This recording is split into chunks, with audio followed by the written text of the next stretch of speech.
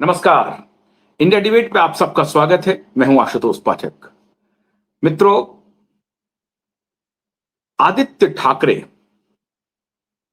अब अपने तरफ से हर वो कोशिश करने में लग गया है जिससे कि यह बात साबित हो जाए कि देवेंद्र फडणवीस उन्हें बचाने की कोशिश कर रहे हैं और बार बार आदित्य ठाकरे देवेंद्र फडणवीस को न चाहते हुए भी गुलदस्ते भेंट कर रहे हैं। देवेंद्र फडणवीस गुलदस्ते ले भी रहे हैं। देवेंद्र फडणवीस अपनी तरफ से ऐसा कोई संकेत भी नहीं दे रहे हैं कि हमको कोई इंटरेस्ट नहीं है आपके गुलदस्ते को रिसीव करने में। और बार बार बार बार बार बार ये संकेत देवेंद्र फडणवीस की तरफ से और आदित्य ठाकरे की तरफ से, दोनों की तरफ से पूरी दुनिया को जा रहा है कि हम दोनों में बड़े अच्छे रिश्ते हैं। फिर एक वीडियो वायरल हो रहा है जिसमें देवेंद्र फडणवीस एक जगह पहुंचते हैं और वहां पर पहले से इंतजार कर रहे हैं आदित्य ठाकरे। और फिर आदित्य ठाकरे के लिए बुके कोई उनका कार्यकर्ता पकड़ा हुआ है और जैसे ही देवेंद्र फडणवीस वहां पहुंचते हैं, वो कार्यकर्ता, आदित्य ठाकरे का कार्यकर्ता देवेंद्र फडणवीस को बुके भेंट करता है और उसके बाद 1 मिनट भी वो इंतजार भी नहीं करता है। देवेंद्र फडणवीस अंदर जाते हैं। देवेंद्र फडणवीस से ये देखिए हाथ मिला रहे हैं आदित्य ठाकरे, बड़ी गर्मजोशी से हाथ मिला रहे हैं, बहुत गर्मजोशी से। अब आप कह सकते हैं नहीं, राजनीति में तो ये सब चलता है। अभी मैं आपको बताने वाला हूं एक इंपॉर्टेंट बात। और वो 2 बार इतनी गर्मजोशी से वो हाथ मिला रहे हैं जिसमें वो संकेत दे रहे हैं कि आदित्य ठाकरे से हमारी कोई दुश्मनी नहीं है। अब ये वाकया प्रकाश में आया है। क्या ये आला कमान की नसीहत के बाद है या आला कमान की नसीहत के पहले है? नसीहत नहीं, फटकार कहिए।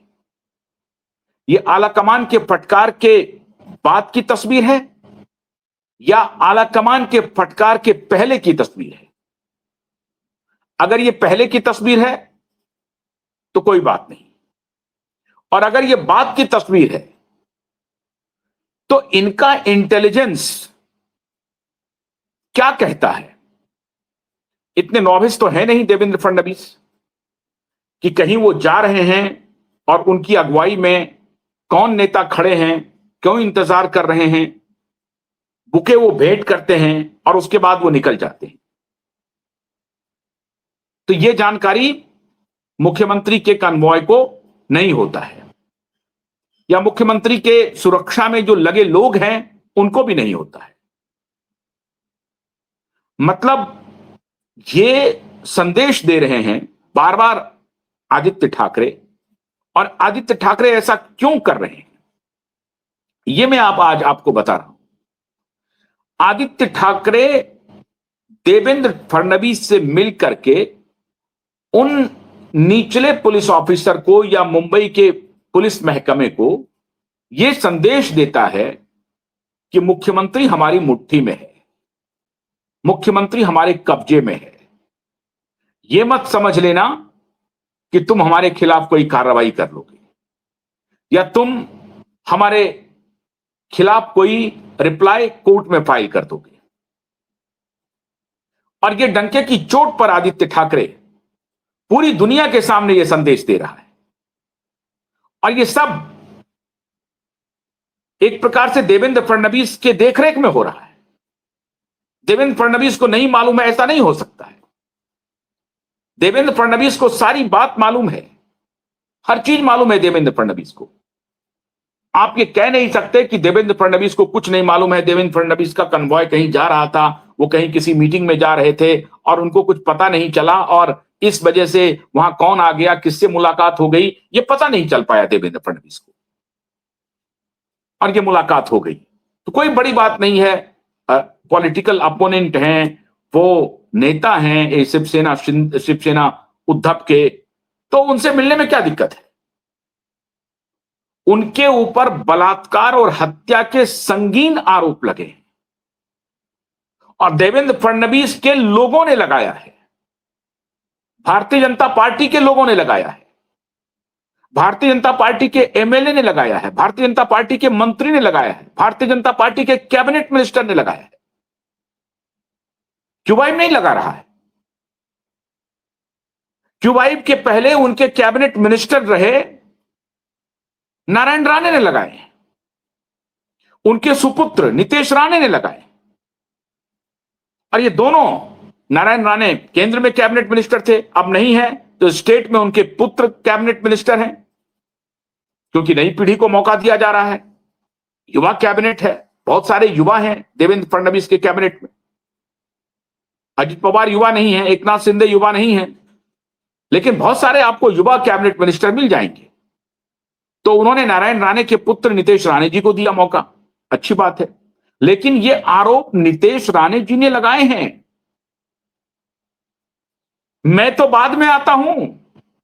पहले कौन है? पहले नीतीश राणे हैं, पहले नारायण राणे हैं, और ये भारतीय जनता पार्टी के नेता हैं, कैबिनेट मिनिस्टर रहे हैं, आपके मंत्री परिषद में कैबिनेट मिनिस्टर हैं, जो एसआईटी के पास जाकर के टेस्टिमोनियल दिया है।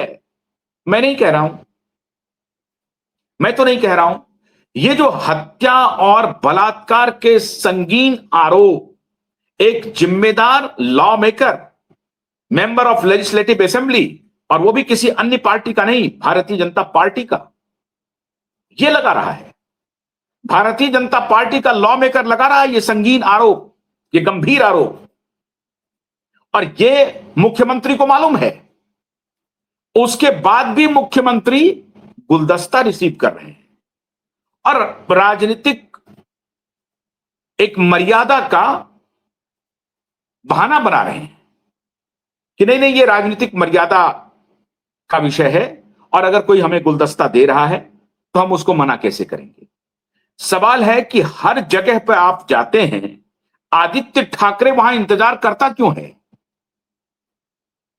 आदित्य ठाकरे बार बार सब, ये उनको मालूम है कि वो चुपके से भी मिल सकते हैं आपसे, लेकिन वो सार्वजनिक जगहों पर खड़े होकर के गुलदस्ता लेकर के इसलिए खड़े हैं क्योंकि वो मुंबई के पूरे महकमे को, इंटेलिजेंस एजेंसी को, सीबीआई को, मुंबई पुलिस को और दुनिया को यह संदेशा भेजना चाहते हैं कि हमारे खिलाफ जो कुछ भी आरोप लगाए जा रहे हैं वो अनर्गल हैं, झूठे हैं, गलत हैं।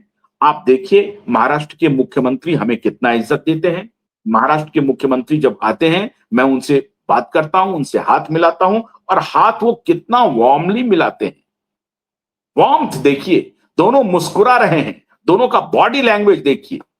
एक बलात्कार के आरोपी, एक हत्या के आरोपी, उनके साथ महाराष्ट्र का मुख्यमंत्री माननीय देवेंद्र फडणवीस गर्मजोशी से हाथ मिला रहा है, गर्मजोशी से हाथ मिला रहा है, और कोई सवाल नहीं करे इसके ऊपर। अगर कोई जो सवाल करेगा तो वो गलत हो जाएगा, और सवाल अपनी ही पार्टी के नेता कर रहे हैं, अपनी ही पार्टी के नेता कर रहे हैं, कैबिनेट मिनिस्टर कर रहे हैं, एमएलए कर रहे हैं, उनके मंत्रिमंडल में जो मिनिस्टर है वो कर रहे हैं। सारा डोजियर उन्होंने सौंपा है, उनके कहने पर एसआईटी का गठन हुआ है। एसआईटी का गठन हुआ उनके कहने पे, जांच की शुरुआत हुई।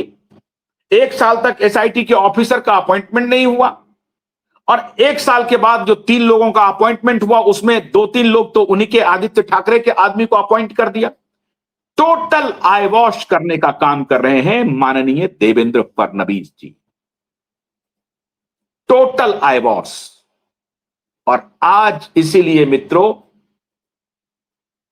मैं एक बड़ी बात कहने जा रहा हूं। अदालत पर कोई शंका नहीं है, अदालत पर मैं कोई टिप्पणी करना भी नहीं चाहता, लेकिन बहुत भारी मन से यह कहना पड़ रहा है कि दिशा और सुशांत को न्याय महाराष्ट्र की भूमि पर नहीं मिल सकता है, ऐसा प्रतीत हो रहा है। महाराष्ट्र में दिशा और सुशांत को न्याय नहीं मिलेगा, और कम से कम देवेंद्र फडणवीस के मुख्यमंत्री रहते हुए तो बिल्कुल नहीं मिलेगा। और आज मैं पूरी जिम्मेदारी के साथ मैं देवेंद्र फडणवीस पर सवाल खड़ा कर रहा हूं, और गंभीरता से सवाल खड़ा कर रहा हूं। न तो आप जांच को आगे बढ़ा रहे हैं, आप जांच को डेविएट कर रहे हैं, आप किसी भी इंटरव्यू में आदित्य ठाकरे के मुद्दे को कोई पूछे नहीं, इसकी पहले से प्लानिंग कर देते हैं। आखिर रजत शर्मा जी ने आपसे आदित्य ठाकरे के मुद्दे पर कोई सवाल क्यों नहीं किया? रजत शर्मा भी दोस्ती निर्वाह कर रहे थे। बड़ा आपकी अदालत में आप गए थे, और आपकी अदालत में आपने घोषणा भी कर दी हर तरह के काम की, हर तरह की अच्छी अच्छी बातों की, लेकिन माननीय एंकर महोदय ने आपसे आदित्य ठाकरे के मुद्दे पर कोई सवाल नहीं पूछा, कोई सवाल नहीं पूछा गया। और आप निश्चित रूप से, वो पूछते जरूर रजत जी, लेकिन आपने बोला होगा कि नहीं, आदित्य ठाकरे के मुद्दे पर कोई सवाल मत पूछिएगा। अब मुझे नहीं मालूम कि देवेंद्र फडणवीस के इस व्यवहार में, या इस व्यवहार के बारे में केंद्रीय नेतृत्व को मालूमात है या नहीं है, या केंद्रीय नेतृत्व ये सब जान रहे हैं या नहीं जान रहे हैं। केंद्रीय नेतृत्व की फटकार लग चुकी है, बावजूद उसके बार बार बार बार बार बार देवेंद्र फडणवीस पूरे देश को यह संकेत दे रहे हैं और संदेश भेज रहे हैं कि आदित्य ठाकरे का कुछ नहीं हो सकता। क्यों? क्योंकि देवेंद्र फडणवीस आदित्य ठाकरे के साथ खड़ा है। देवेंद्र फडणवीस की पुलिस अदालत में झूठी रिप्लाई फाइल करती है। देवेंद्र फडणवीस का चीफ सेक्रेटरी अदालत के आदेश की अवहेलना करता है। देवेंद्र फडणवीस का DGP, Mumbai police commissioner, additional secretary अदालत की आदेश की अवहेलना करता है।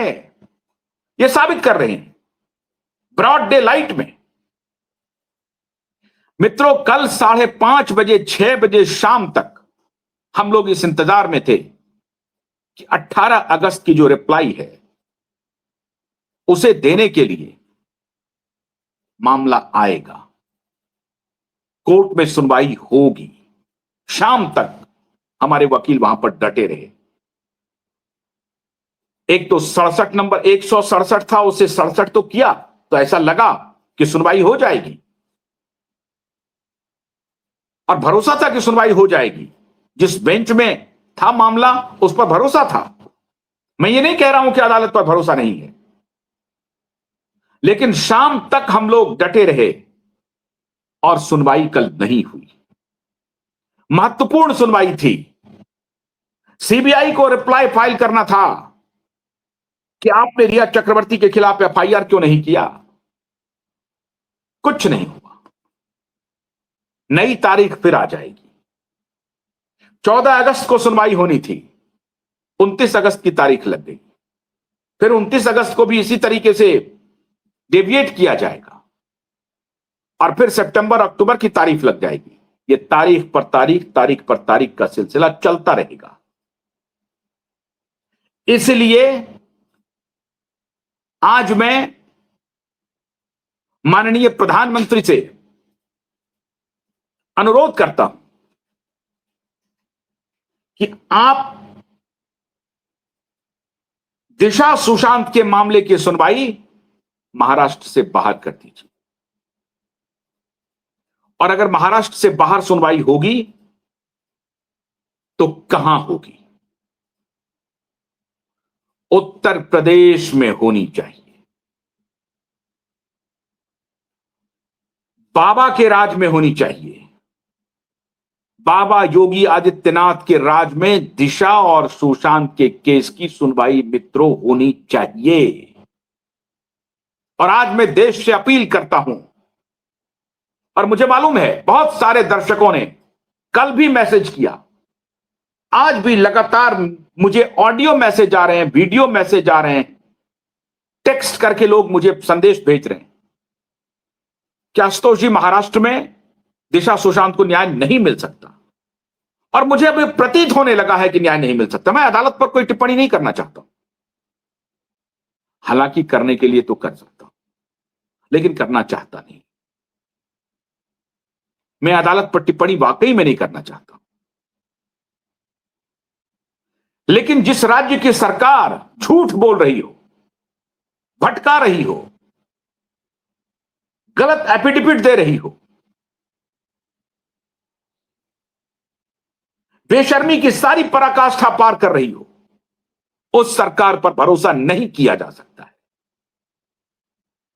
महाराष्ट्र की भारतीय जनता पार्टी की सरकार पर दिशा और सुशांत को न्याय मिल सकता है, इसकी गारंटी नहीं है।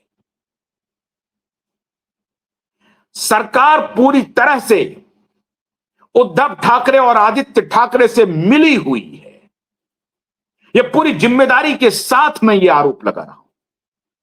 यह आरोप मैं यूं ही नहीं लगा रहा हूं, सारे तथ्यों के आधार पर लगा रहा हूं। और यह साफ साफ दिख रहा है, देवा भाऊ अब देवा भाऊ कहलाने के लायक नहीं है। यह उनकी अगर राजनीतिक तिकड़मबाजी चल रही है तो इस देश के साथ धोखा कर रहे हैं देवा भाऊ, और महाराष्ट्र की जनता के साथ धोखा कर रहे हैं, और यह बर्दाश्त नहीं हो सकता। आप जांच तक नहीं करवा रहे हैं, जांच होने दीजिए। आपके मित्र उससे अगर बरी हो जाएंगे तो हाथ मिलाइए, मिलाइए हाथ। लेकिन आपकी पार्टी के नेता, जिसे संगीन गंभीर अपराधी कह रहा है, उससे आप हाथ मिला रहे हैं। कम से कम सार्वजनिक जगह पर यह भी संदेश नहीं देना चाहते हैं, यह तो कम से कम लोगों को बताएं कि नहीं नहीं, मैं ऐसे लोगों से मिलना नहीं चाहता हूं। आप संदेश दे दें, कहें कि देखिए भाई, अभी आपके ऊपर आरोप लगे हैं, कानूनी रूप से जब तक आप बरी नहीं हो जाते हैं, मेरा आपसे मिलना उचित नहीं है। यह संदेश दिया जा सकता है। इसे देने में क्या आपत्ति है? कौन रोकेगा आपको? लेकिन नहीं दिया जा रहा है, यह संदेश नहीं दिया जा रहा है। किसके कहने पर नहीं दिया जा रहा है? अब आप कहेंगे कि नहीं, बृहत्तर राजनीतिक डिमांड है ये कि नहीं, अपोजिशन के साथ कैसा व्यवहार किया जाए। ये राजनीति के पाठशाला और राजनीति शास्त्र की किताब हम लोगों को पढ़ाना बंद कीजिए माननीय देवेंद्र फडणवीस जी। मैं जानता हूं राजनीति की किताब आपने कितनी पढ़ी है। राजनीतिक पाठशाला में हम लोग पढ़ने वाले कोई स्टूडेंट नहीं है, आप बच्चे नहीं है जो आपकी ये साफ साफ जो दिख रही है सामने, उसको आप झुठला दें। अरे 22 में जब एसआईटी गठित किया तो 23 तक तो कुछ किया नहीं। अब 23 में जब गठित किया तो 24 तक कुछ किया नहीं। और जब 25 में जब रिप्लाई फाइल करने की बात आ रही है तो उसी एसआईटी का भ्रष्ट शैलेंद्र नगरकर वो जाकर के फाइल कर रहा है और कह रहा है कि दिशा का सुसाइड हुआ था, यही कंफर्म है, इसलिए हम एफआईआर नहीं करेंगे। मैंने कानून के परखचे उड़ाए जा रहे हैं। कानून कहता है कि चाहे कोई भी इन्वेस्टिगेशन कभी भी क्यों ना हो गई हो, लेकिन अगर परिवार के माता पिता, पेरेंट या कोई और परिजन कोई आपत्ति उठाता है, सवाल उठाता है और जांच की मांग करता है, तो ये प्राथमिक ड्यूटी है पुलिस की कि वो एफआईआर दर्ज करे और जांच को आगे बढ़ाए, जांच की रिपोर्ट दे। ये नहीं मालूम है आपको? राजनीति के तिकड़म मालूम है, लेकिन ये कानून का सिंपल भाषा देवेंद्र फडणवीस को नहीं मालूम है। रोज की वाइब नेटवर्क चिल्ला चिल्ला के बोल रहा है, लेकिन देवेंद्र फडणवीस को कानूनी ये सिंपल कानूनी प्रक्रिया नहीं मालूम है। देवेंद्र फडणवीस को नहीं मालूम है। और देवा भाऊ ये प्रचारित कर दिया। देवा भाऊ बहुत बड़े 30 मार खाए हैं देवा भाऊ। तो देवा भाऊ को यह नहीं मालूम है कि भाई लड़की के पिता, जिनकी मृत्यु हुई है, उसके पिता ये कंप्लेन कर रहे हैं, ये कोई और नहीं। पीआईएल पर भी आप सोचिए पीआईएल का हश्र क्या होता। आप कल्पना कीजिए कि पीआईएल क्यों नहीं 1.5 साल तक सुनी गई। पीआईएल को एडमिशन देने के लिए भी ये लोग तैयार नहीं थे, एडमिट करने के लिए भी तैयार नहीं थे। जब पीआईएल को हम लोगों ने लगाया, उस पीआईएल की सुनवाई नहीं की। किसके कहने पर सुनवाई नहीं हुई? और मैं चार्ज करता हूं यह बात कि सत्ता और ऐसा लगता है कि न्यायालय, इस दोनों के बीच में साठगांठ है। और यह आरोप है, और यह गंभीर आरोप है कि अदालत सत्ता के साथ मिलकर के काम कर रही है। मैं यह आरोप लगा रहा हूं पूर्व चीफ जस्टिस मुंबई हाईकोर्ट के। 1.5 साल तक पीआईएल की सुनवाई नहीं की उन्होंने। और जो नए चीफ जस्टिस आए, एक बार सुने, उसके बाद गायब हो गए। और तब जाकर के हमने सतीश साल्यान की हम लोगों ने याचिका लगाई। और सतीश साल्यान की याचिका के बाद यह कानूनी मैंडेट है एक प्रकार से, किसी भी सूरत में एफआईआर दर्ज होना ही चाहिए, यह कानून कह रहा है। अदालत इधर उधर घुमा रही है। अरे स्ट्रेट अवे उनके पास एप्लीकेशन पड़ा हुआ है। मैं रोज चिल्ला चिल्ला करके आपको जानकारी दे रहा हूं कि vibe network continuous every day without fail I do my show on this subject only every day. तो अदालत को मालूम नहीं है? सब मालूम है। अदालत चाहती तो कहती कुछ नहीं, लड़की के पिता आए हैं, ये बहुत गंभीर मामला है, चाहे कोई भी हस्ती क्यों ना हो सामने, आप जांच कीजिए। अदालत अपने निर्वाह में विफल हो रही है और बड़े भारी मन से और दुख के साथ ये कहना पड़ रहा है। दुख के साथ कहना पड़ रहा है। गति है, तेजी है, और तेजी इसलिए नहीं है कि आपकी मनसा न्याय देने की है। तेजी इसलिए है क्योंकि हमने आपको घेर रखा है। हमारे वकीलों ने आपके सामने ऐसे तथ्य रखे हैं जहां से आप बच नहीं सकते। और ये मेरा गंभीर, बहुत जिम्मेदारी पूर्ण आरोप है और मैं इस पर बहस के लिए तैयार हूं आपकी अदालत में बहस के लिए तैयार हूं। आप अगर चाहते तो पहले ही दिन सतीश साल्यान को रिलीफ देते और कहते कि भाई ये जो घूम रहे हैं, आपको तो सुओ मोटो लेना चाहिए। यहां तो दलील पर दलील दिए जा रहे हैं हम लोग, आपको तो सुओ मोटो लेना चाहिए। सुओ मोटो जाके कहना चाहिए कि भाई ये क्या मामला है, इसको जल्दी करो। आप क्यों नहीं इसकी जांच कर रहे हैं? कहां गड़बड़ी हो रही है? क्या दिक्कत हो रही है आपको? छोड़िए एसआईटी की जांच वांच को। यह कानून यह कहता है, नीलेश ओझा जी ने केस लॉ आपको दिया है और उस पर आपने रिप्लाई मांगा है, वो रिप्लाई फाइल नहीं कर रहा है। वो रिप्लाई फाइल नहीं कर रहा है। अगर आप ये कह दें कि नहीं एफआईआर दर्ज कीजिए, इनकी इंक्वायरी शुरू कीजिए, तो क्या यह कानून सम्मत नहीं होगा? यह कानून क्या अवहेलना होगी? अगर माननीय जज महोदय ये आदेश दे दें कि नहीं, एफआईआर कीजिए और इंक्वायरी कीजिए। लड़की के पिता कंप्लेन लेकर के आए हैं, तो ये कानून की अवहेलना हो जाएगी। ये फेयर ट्रायल नहीं होगा, कुछ भी नहीं होगा फेयर ट्रायल। शक पैदा होता है, शक पैदा हो रहा है, और शक पैदा करने में देवेंद्र फडणवीस के साथ साथ अदालत को भी अब मुझे लगता है कि बात कहनी पड़ेगी। मिलॉर्ड, ये आपके साख का सवाल है, आपकी शुचिता का सवाल है, और दिशा और सुशांत के न्याय का सवाल है।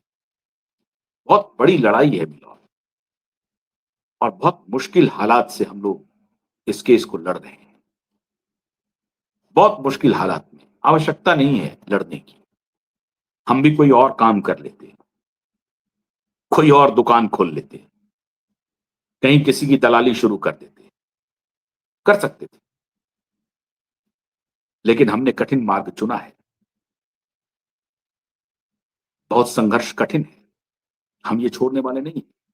18 अगस्त को कोई बात नहीं है, शाम तक इंतजार किए, फिर 29 अगस्त को भी इंतजार करेंगे। मुझे मालूम है आप तारीख पर तारीख देंगे, हम बॉलीवुड के हैं ना, तारीख पर तारीख चलता रहेगा, देते रहेंगे, हम लड़ते रहेंगे। लेकिन आज से हमने ये डिमांड शुरू कर दिया है कि महाराष्ट्र में दिशा और सुशांत को न्याय मिलने में मुझे लगता है कि संदेह हो रहा है, और इसलिए दिशा और सुशांत के केस को ट्रांसफर किया जाए, उत्तर प्रदेश ट्रांसफर कर दिया जाए। योगी राज में पुलिस भी अच्छे से काम करेगी। और मुझे तो लगता है कि मुंबई पुलिस पर कोई भरोसा नहीं, वो झूठी पुलिस है, उस पुलिस पर कोई भरोसा नहीं किया जा सकता। मुंबई पुलिस बेशर्म पुलिस है, बेशर्म, डंके की चोट पर कहता हूं और मजबूती से कहता हूं, बेशर्मी की पराकाष्ठा है मुंबई पुलिस। उत्तर प्रदेश पुलिस के हाथों में यह जांच हो और उत्तर प्रदेश की अदालत में दिशा सुशांत का मुकदमा चले, तभी स्पीडी ट्रायल हो सकता है, तभी स्पीडी न्याय मिल सकती है।